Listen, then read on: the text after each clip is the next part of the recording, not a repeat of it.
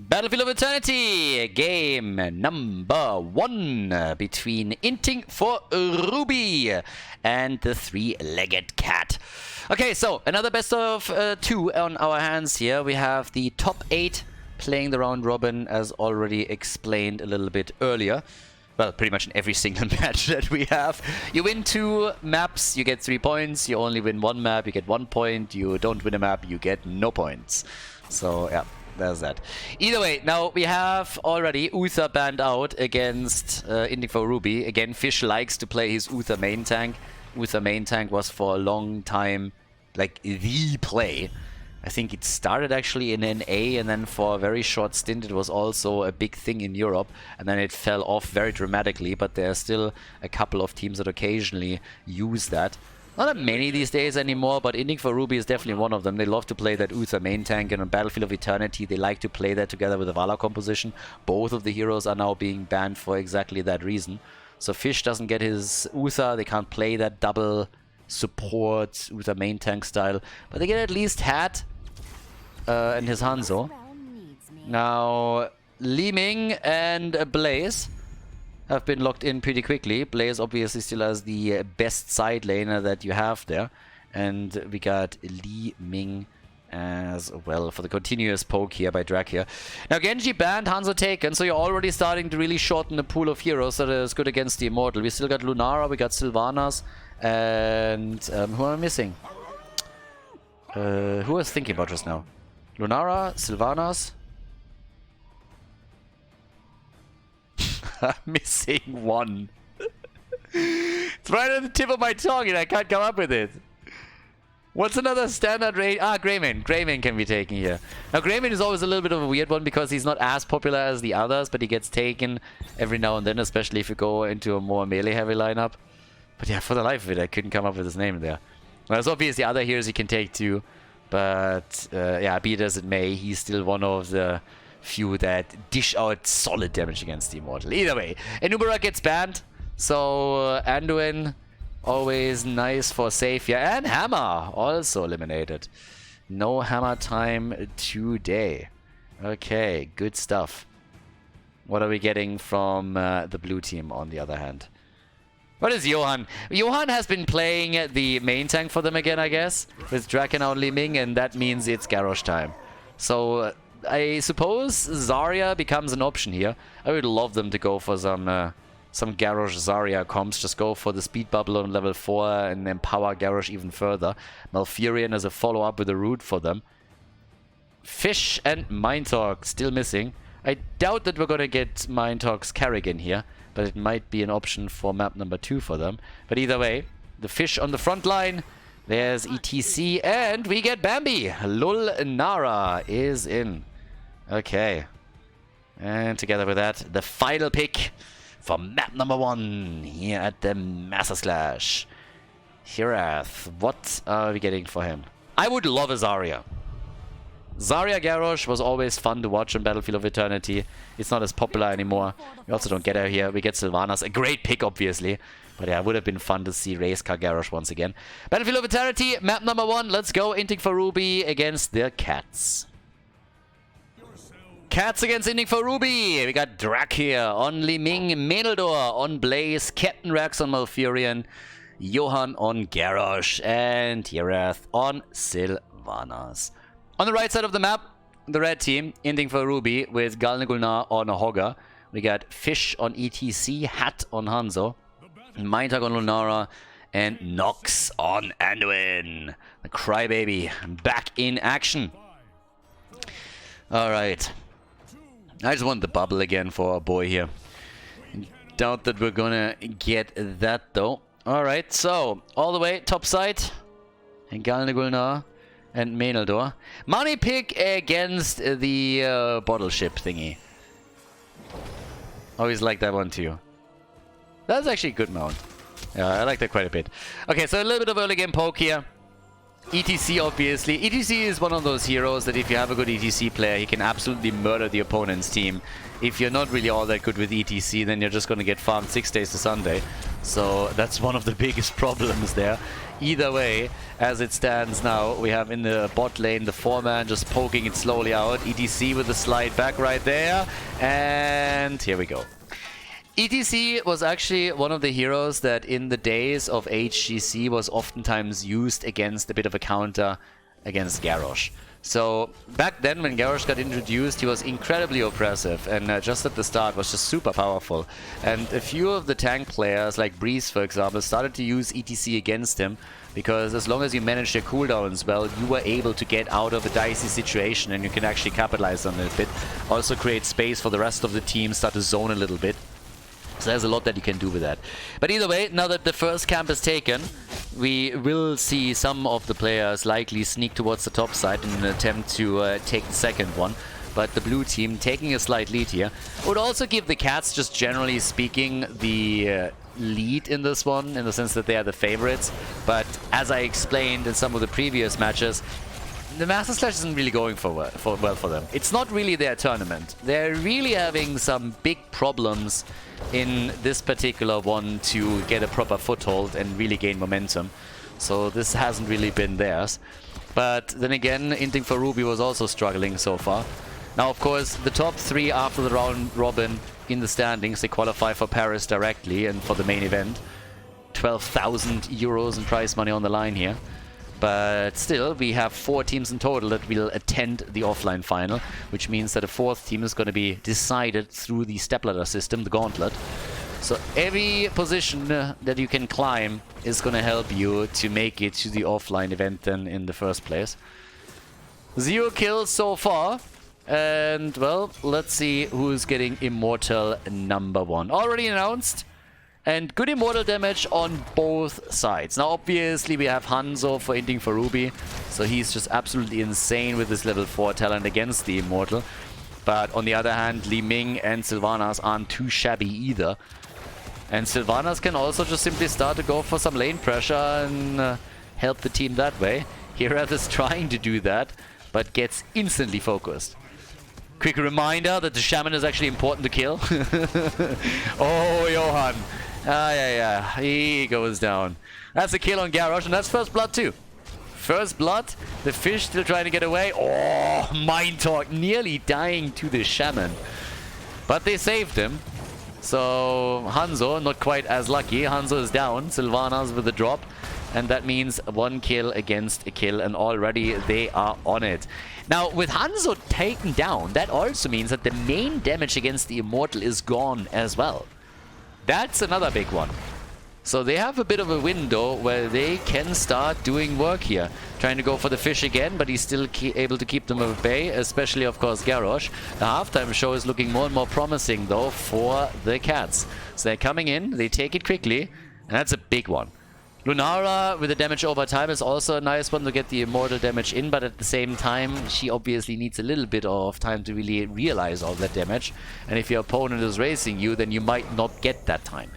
Yeah, with that, here's the attempt to chunk them down and win it after all, but yeah, there's just no way.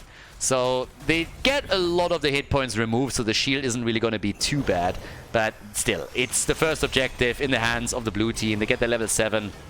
That gives us also Calamity for Li Ming, and with that, even more damage potential. And of course, snowball potential, which is even more important in that sense. Now, with Calamity, we got Suppressive Fire, we got the Nature's Cures, a few more heals, and also the big move against any kind of stun on the other side is now in here. That's especially powerful once that we're having HANZO with his level 10 ability. But the whole goal here is to take the wall down and try to damage this fort as much as you can. And SYLVANAS is playing a big role in this. So SYLVANAS is already moving in for it and helping out here. And Inting for Ruby is really giving this one up. It doesn't seem like they are willing to properly fight this one out. Still a 1 versus 1 at the bot lane, by the way, but Hogger is also starting to struggle a bit and is having a bad time against Meneldor. Gulnar had to tap the fountain as well, and they are already rotating down in an attempt to also damage fort number 2. Top 1 has already been eliminated. ETC, Fish is obviously helping out now. And there's the combos. Let's go. Alright, so far so good. We got the blue team in the lead. They have done a bit of top damage. Experience lead. Not really big. I mean, again, they're a little bit ahead, but nothing too crazy. And here we have it. The move for the next camp, as both teams seem to be totally willing to commit to a 5 versus 5 team fight. Just for that, Orga is pogging, but Anduin is down. The support is gone. ETC sliding away. They lose Hogga, and I think the fish might fall too. They drop ETC. That's another 3 kills locked in by the Cats, and now they've pulled ahead significantly. Not only will they hit level 10 a lot earlier than Inting for Ruby, but now the whole bot lane is open to use Sylvanas once again to take a structure down, and they're gonna get this forward for free. Nicely done. That triple kill was perfect for them.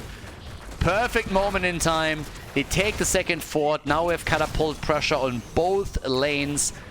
And up at the top, Johan, I guess he's going to get away from them. Yeah, not a big problem for him. He's actually still trying to buy some time for the rest of the team to move up top and maybe force another battle. They're buying time for the bot lane now, but we're looking at it. So right there, they take another tower down. And this is just getting worse and worse and worse for Inting for Ruby. The Cats definitely showing their claws in this game.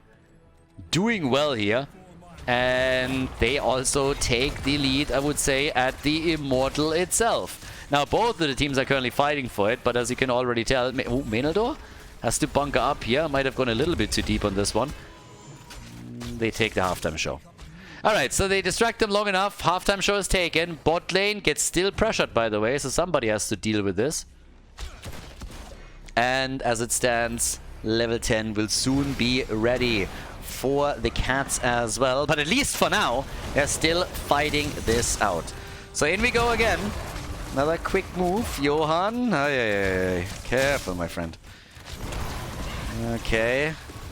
So far, so good. Hogga is joining back up with them. There's level 10 now. They got the arrow, but that Immortal is low. Like, really low. If Li Ming gets close enough for a combo, they're gonna take it. Lunara. Yeah, Bambi has to be careful. Oh, dear. ATC is already dead. Lunara. Oh, Hogga with a Hoarder pull and the light bomb engage, and they get the counter kill against Li Ming. All of a sudden, it's a 4 versus 4. They got a chance now, and they're still poking with HANZO. They're getting some damage in here. Malfurion had to use his ult to keep them alive. They're still trying to poke this. Johan at the front attempting to control and knocks the throw, and they just can't control him enough. But they win the objective. They lose Garrosh though. So they take the objective, but they lose one of their heroes, and it seems that Menaldor might have a tough time escaping here too. So instead he tried to go on the offensive in an attempt to get a kill. That one didn't work out either for him. So now the top push by the Immortal should actually be pretty easily defended against. They still lost it, and now, I mean, they still have to send someone topside to deal with it, right? So what does the red team, the blue team do? They're going down to the bot lane again. Now, chasing Hogga might not really be the smartest move, but at least trying to get Sylvanas towards the wall, that one should help. So not going to take too much damage here, but at least a little bit. Yeah, the rotation is already happening since they're realizing that the keep would be the next thing that gets attacked. So, here we go. Starting to come in on it. Sylvanas is slowly moving back. Bit of damage has been done. And even at the top keep, some damage at least is being realized. So things are still looking quite good for the Cats, but of course this was a bit of a lost opportunity because they couldn't properly push with the Immortal or on the side lane, since 2 of the heroes were still gone. And yep, level 13 talents are ready. But it's all about the battle now once more. 5 kills to 4. And they want the camps. One camp is already at the bottom of the map, so they're moving towards the top. Sylvanas hasn't fallen yet either. Yeah. This one already taken. There's actually a little bit of an early camp take that they have now.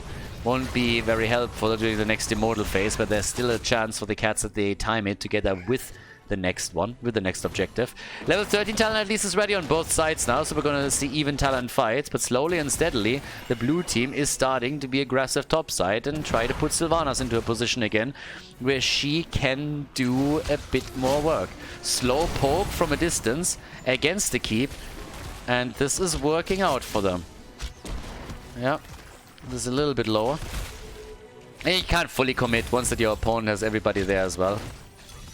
Keeps them also locked into a single lane in this case. But there it is. This is exactly what I talked about earlier. They have their camp. They can push it now. With exactly that. With that camp. Fish, is he really making a move for it? It seems like he will. Hello?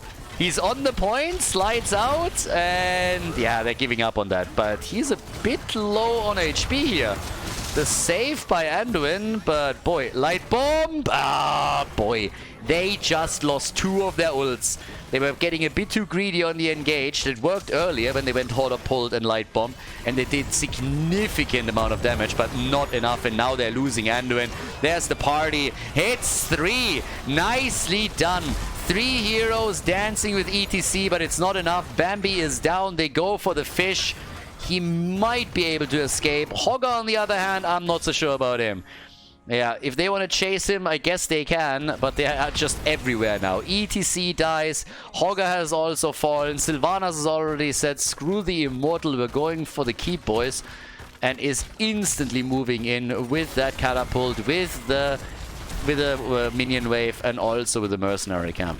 They're closing on level 16.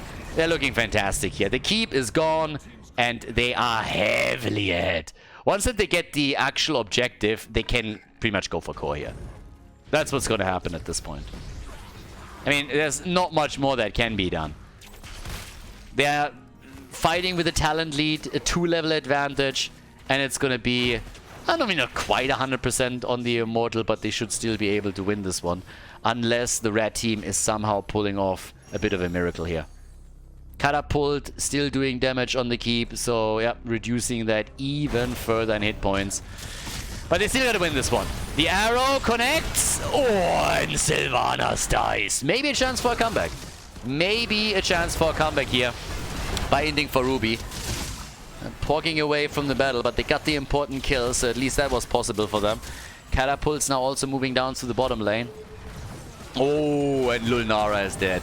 Bambi again eliminated. Light bomb engaged. They look for a counter kill, but this is getting real dicey now. 4 versus 4, and everybody seems to be low on the red team. Nox gets completely blocked off by the bunker. Li Ming with the resets is able to go for HANZO and take him down too. And this looks like it's gonna be game. They're making a play for Hogger. He's trying to escape here.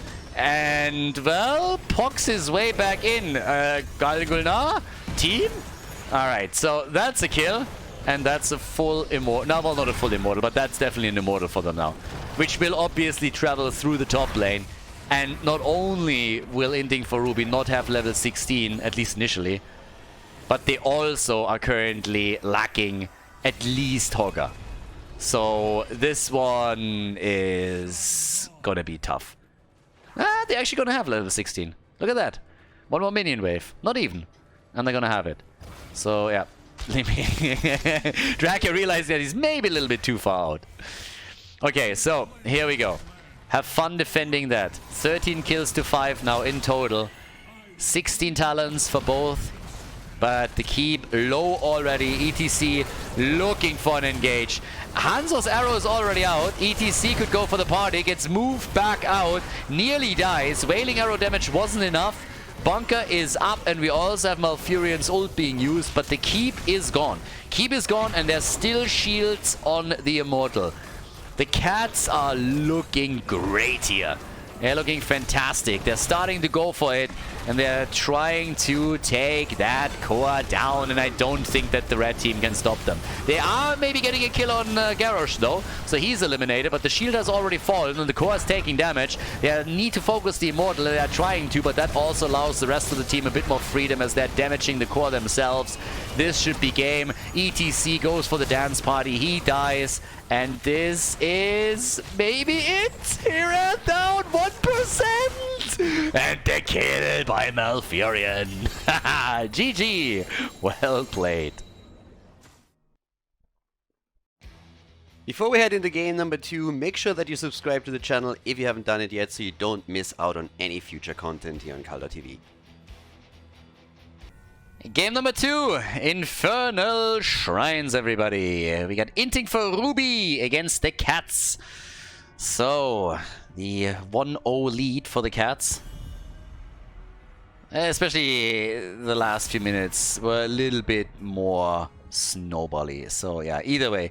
Now we got the ban on Uther. Again, it's a target ban against Fish. If you're following Heroes of the Storm regularly here on the channel, then you by now probably know that already. But yeah, Kerrigan gets banned because this is a very different map, and now they are worried a bit about Mind Talk.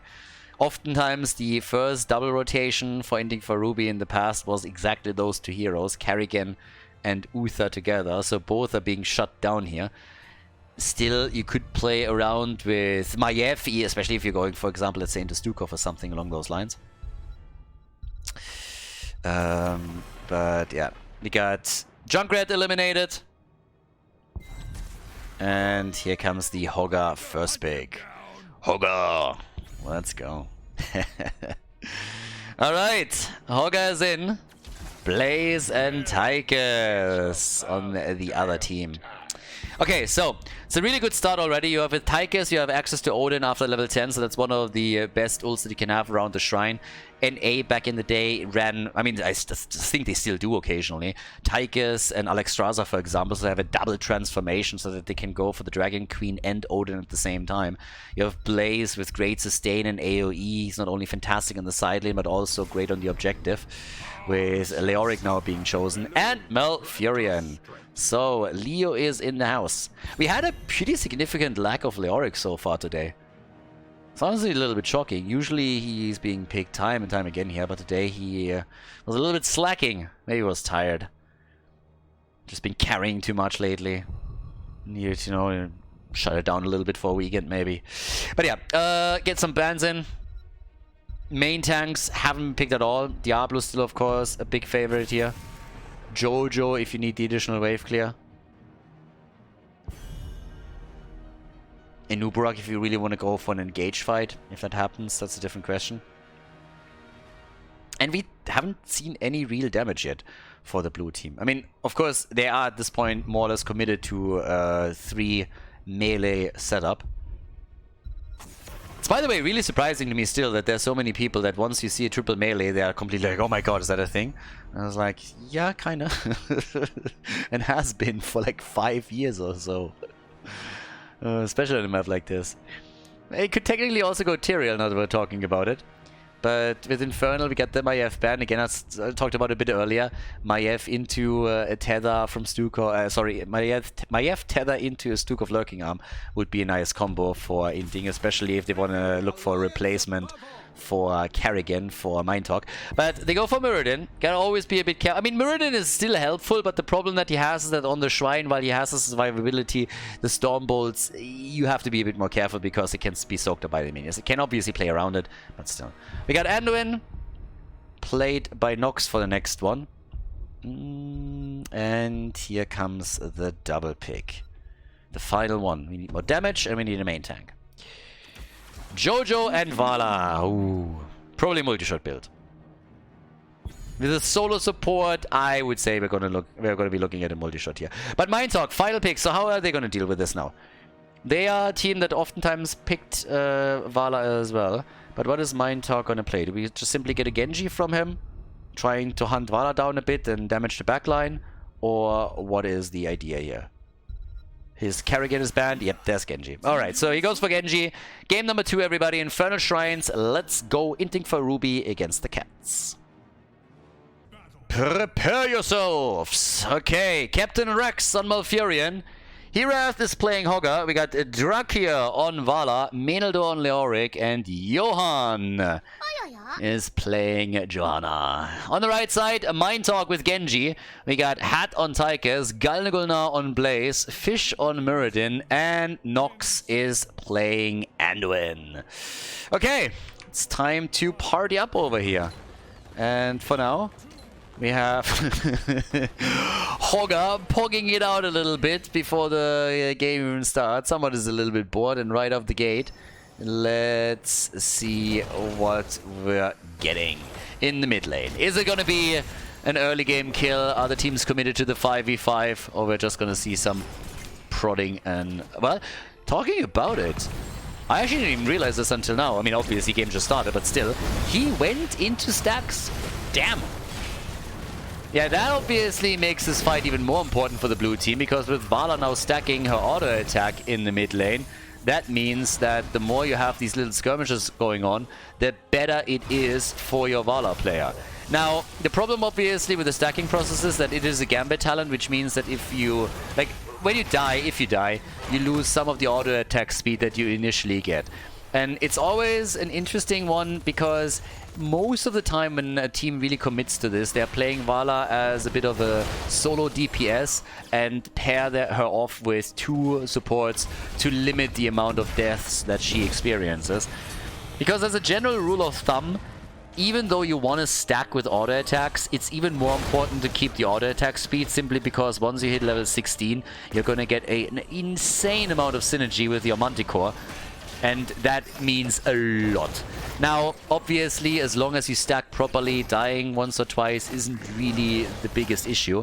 In this case, there's not as much pressure on Vala, because there's 3 melees. So that is making things a little bit easier. But yeah, as it stands, they're already starting to attack at the bot lane. We got 15 stacks for Vala. Definitely going to keep an eye out for her. There's obviously quite a lot of stuns on the other side, but Drakia has to manage those stacks and his deaths. And he will be a prime target for Genji in particular, but everybody on the other side. And there's a lot of mobility, of course, too. Muradin can jump in, Genji can do the same and dive together with him. Death Dealer on level 4.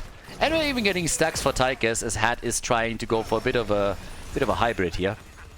I mean, he has 3 melees against him, so he should be able to stack his level 4 a lot and then get massive minigun value. That's the whole idea here of what we're currently seeing. So, yeah. But well, it's time for the first objective. We haven't seen a single kill this far, so this is slowly coming in.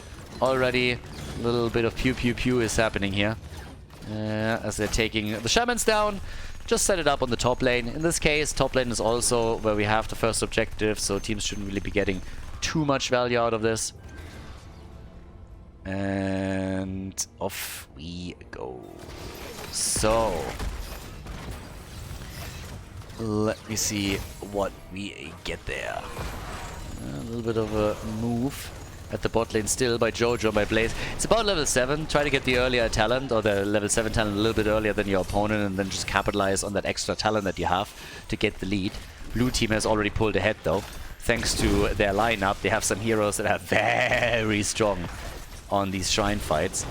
Stormbolt is already coming in. Drakia still dancing around them in the attempt to get more stacks together. So far with success, I might add, sitting at 35. Not really getting any additional damage, but they are taking the leads. 25 to 20. Vala is getting the stacks, so this is going really well for the Cats. Level 7 talents are available for both teams, and if you look in stacks over to Tychus, he only got 5 stacks out of his first minigun use. So not really a whole lot. In an ideal world, what you want to do is always wait for a stun and then get the entire minigun duration through. I mean, it's obviously a bit wishful thinking. Your opponent is also going to try and dodge out on that as much as they can. But still, that's a bit of the idea there. The rotation is still happening between the mid and the bot lane, between both sides. In this case, Jojo is playing side lane, but they are getting still value here. So not only do they get stacks, but they are also getting significant damage. And they're getting a kill too. Muradin is down. That's first blood. They nearly, I mean, it's half, they are taking that fort. I was about to say they're nearly getting it, but they are getting it. That is a first objective where they win the objective, take the fort down, and get a kill with it. And Vala hasn't died yet and is at 44 stacks. So that's great. That's incredibly good for them. Now it's all before level 10, and with level 10 we get Odin's. This is a huge tool for the second objective, but still, that is a nice start for the Cats. And they are, of course, desperately hoping to get a 2-0 here so that they can finally lock in an additional 3 points for the leaderboard. God knows they need it. So on the right side, camps are being taken as well. It's not only the blue team that is interested to lock in their Khaldor and get some lane pressure going, but we're having the Cats already on the third one. Vala should be able to complete the first reward here. Yep, there it is. But also went a bit too deep. And Drakia, is he gonna die for it? No. He's still alive, but they wanted him. And they wanted him badly. Fish has to be saved. The camp is taken by the blue team. They didn't have to give it up. And Vala was able to get a few more stacks together. But you could already tell that it's really difficult for Vala to make these plays, because the second that she got a bit greedy and moved in just a little bit too deep, she nearly died for it, as the red team was just waiting for her to step too far out and punish her for it. So now another move with level 10, as they're trying to apply additional pressure towards the lanes here. Yeah, it hasn't really done a lot for them yet, but, well, there we have it. The move towards the fort, they're trying to get a second one. Level 10 is now finally available on both sides, and a few more stacks for Tychus too. He's sitting on 17 right now. But there's the blow on Muradin. Yeah, he's dead again. Muradin gets blown up, and that allows them to make another move for the fort. So the second fort is already eliminated. 2 forts are down. And as it stands, there is a level lead. Not a single kill yet for Inting for Ruby. And they are definitely starting to struggle a bit. Because now there's catapults pushing 2 of their lanes. Yeah. Bit tricky. But alright, let's see how far they can get with this. Because at this point, yeah, we have the mid lane being attacked. That's obviously the next one that they're gonna try and make a bit of a play for. The final fort that still remains on the side of Inting for Ruby. But the red team is willing to fight back here and looking to finally get some kills. Vala with 23,000 damage already as is. Ult's being used in that mid lane fight, but the shrine is activating in another 17 seconds. And the camps are still up, so they can go for the shamans, and they should. And Leo dies. Well, he activates his trade. This is the first time that finally somebody died here. Okay. And they are even trying to invade. And Scratch, they're trying. They gotta make that happen. Leo, he knew it. I mean, he was there the entire time. But now they gotta save Hogger first. X-Strike. They're trying to go for Malfurion.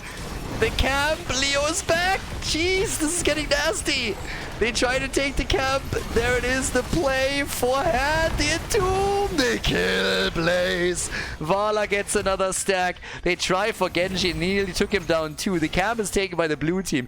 Insane. They actually were able to take the camp and get another kill. Nearly dropped Genji as well. Now it's a 5 versus 4 with their camp pushing the top lane, which already doesn't have a fort anymore. Catapults are pushing here too. They have a level 13 talent advantage, and they're taking the lead on the objective as Vala locked in an additional stack for her level 1, or additional quest reward. And this is just getting better and better for the cats. Vala is murdering the single target damage right now. They've already removed the wall in the middle. Ooh boy. Yeah, Arcane Punisher. I mean, that fort is gone. We know that already. But this is gonna get... I mean, have fun defending here. Yeah, this is not gonna be easy in the slightest. Because obviously the fort goes down, right? So they have to bait the Punisher over the wall at the keep. And then the question is simply, how much can they do after that? Can they maybe damage the keep? 46 stacks for Tychus. He's also working it in. Time and time again here. But yeah, that wall should at least fall. Jojo was sitting at the side, trying to make sure that she can anchor this as best as possible. But they are starting to get a little bit farther ahead with this one. Yeah, level 14 to level 13. 1.5 level lead. 16 is next on the list. And with a bit of luck for the cats, they're going to have level 16 as an advantage over the red team when it comes to the next fight here. That's obviously the goal that they're currently looking for here. And we can figure out if they can actually pull that off or not But things are looking definitely good for them. What the red team needs is they need a couple of kills. They need to make a play there. And they're looking for it. I mean, they're getting the stuns connected. Light Bomb engaged into the back line. One of the prime targets is Malfurion, but he survives and pops his ult. They're trying to push him back here. Still, the Falling Sword for Johanna could be used as she engages in from the top. Looking for it, and they're getting the kill on Anduin. Following up with the second one on Muradin. 2 heroes down, level 16 in reach. Vala with 40,000 damage. And her, of course, stacking further and further and further on her level 1. Looking absolutely fantastic right now. Doesn't even... Now she has Manticore. So now Muradin's life is gonna get even more difficult. Yeah, definitely don't envy him.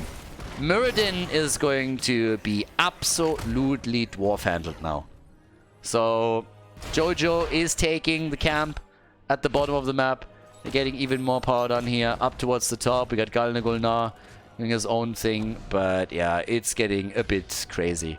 Because the longer this goes, the more Inting for Ruby is falling behind. And what they really need is they need to get a foothold here. Close the gap in experience. Lock in level 16. Have a chance to fight for an objective.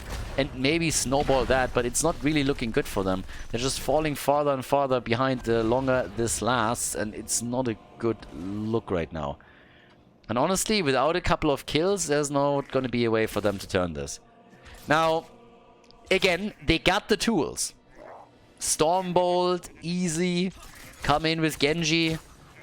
He nearly got a couple... I mean, he nearly killed Vala earlier, and he also nearly got a kill on Malfurion, so that's at least 2 that could be attacked here by them. But now towards the top, we still got the one camp that gets pushed out here. Shrine is activating in 30 seconds, so technically Inting for Ruby could be able to get their level 16 and fight this out. But it's going to be difficult for them. This is also more or less their last chance.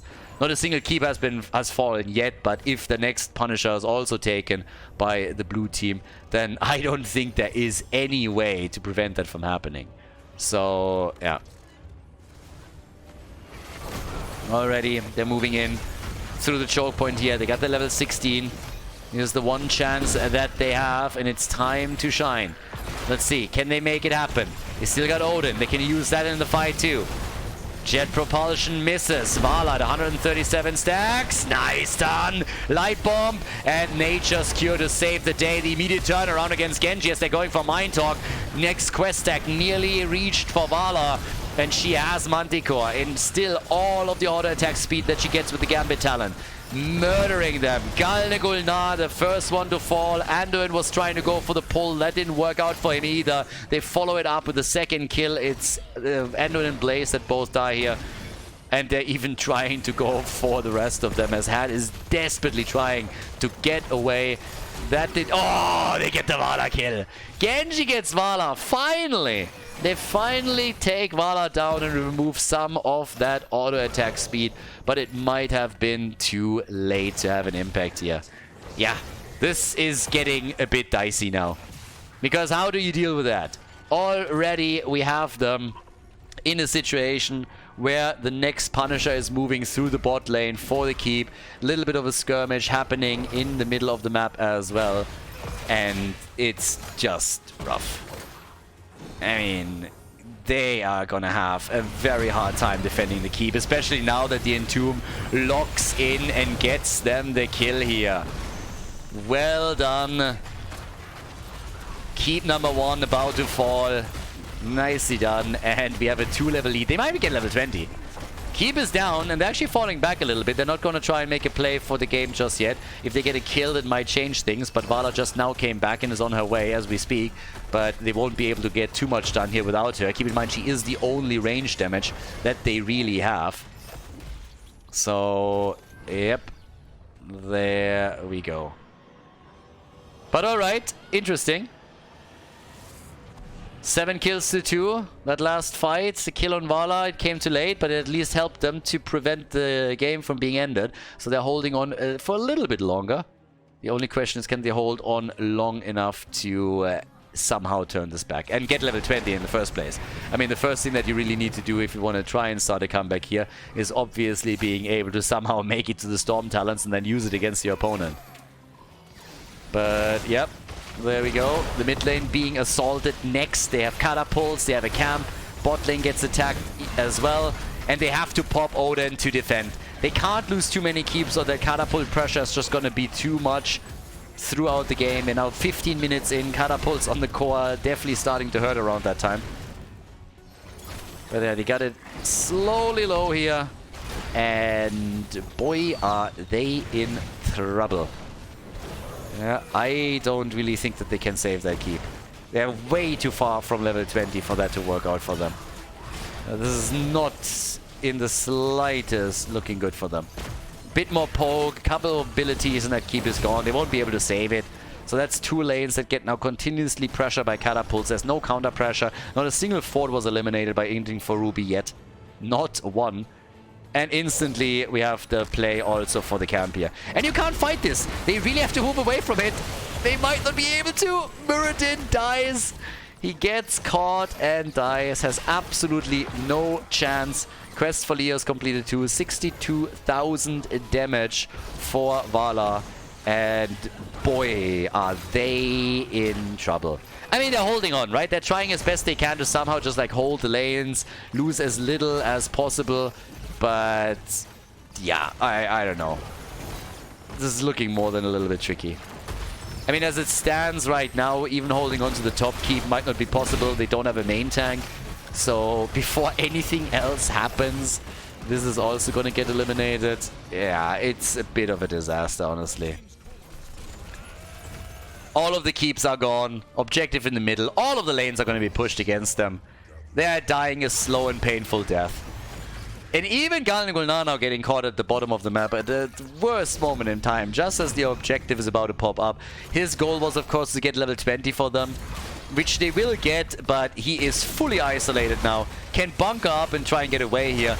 Anduin saves him. Genji explodes. I mean, just literally explodes. Blaze is also dead. They're losing Anduin in the process too. And this is... yeah, this is just nasty. Alright, this is going to be game. At this point, they're just going to end it. They go for the last survivors, taking Tychus down. And Muradin isn't going to make it either. The fish is dead. 13 kills to 2, everybody. Vala, she only died once. Big damage output from her. Has in total 76,000. Nicely done. GG. Well played. As the Cats take a 2-0 victory. Inting for Ruby, not a chance in this series as they lose on Infernal Shrines. GG.